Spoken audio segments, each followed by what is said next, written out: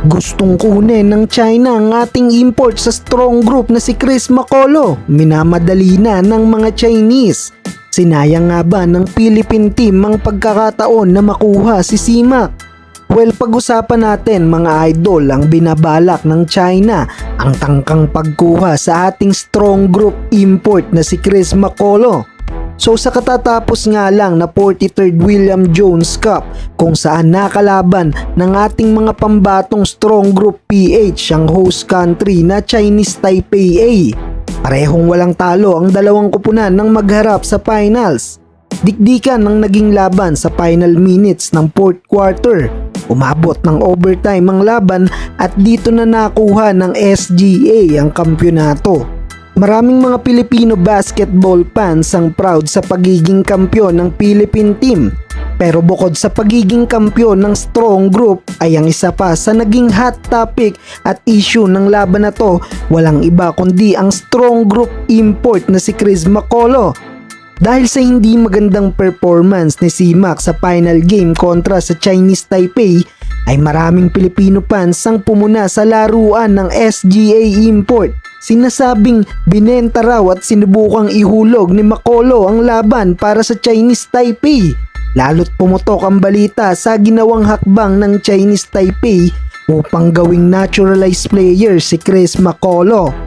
Sa pagsisimula ng kampanya ng strong group sa 43rd William Jones Cup, agad nagpakita ng impressive numbers si Chris Macolo. Unang tinambakan ng SGA ang una nilang nakalaban ng koponan ng UAE. Pinangunahan ni Simak ang Philippine team, double-double stat 15 points, 10 rebounds and 5 assists. Second game naman ng SGA, tinambakan din ng Philippine team ang mga Australiano, 91-61.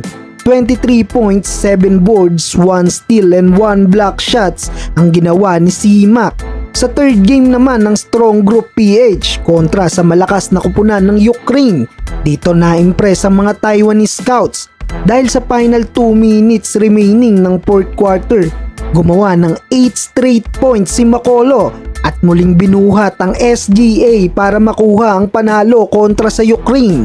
82-74 final score. Dahil sa game na to, dito na nagka-interes ang mga Taiwan scouts sa tournament.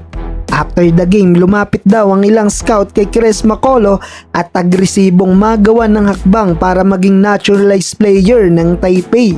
Well, since 2019, matagal nang nagpakita ng interes ang former PBA import champion para maging naturalized player ng Gilas Pilipinas. Kahit maraming Pilipino fans ang suportado si Macolo, hindi natupad ang pangarap nitong maging naturalized player ng pambansang kupunan. Dahil na rin sa tagal ay mismong sinabi na rin ito na nawalan na siya ng pag-asa sa Gilas. Nagpasalamat naman si Chris Macolo sa SGA para sa pagbibigay ng muling tsansa na maging parte ng isang national team. Though tumanggi ng magbigay ng detalye si Chris Macolo tungkol sa napag-usapan nila ng Taiwan officials, hindi pa rin nawawala ang option nito para sa Gilas Pilipinas. Para naman sa strong group head coach Charles Chu, si Simak ang type of player na hindi dapat palagpasin ng Gilas Pilipinas. Isang agile at versatile big man na maaasahan sa mga clutch basket at kaya rin mismong lumaro sa posisyon ni Justin Brownlee. Maganda ring maipare sa mga big locals gaya ni Kai Soto at AJ Edu at Junmar Pajardo. Kung magkataon, mas mabibigyan ng big front court ang Gilas Pilipinas.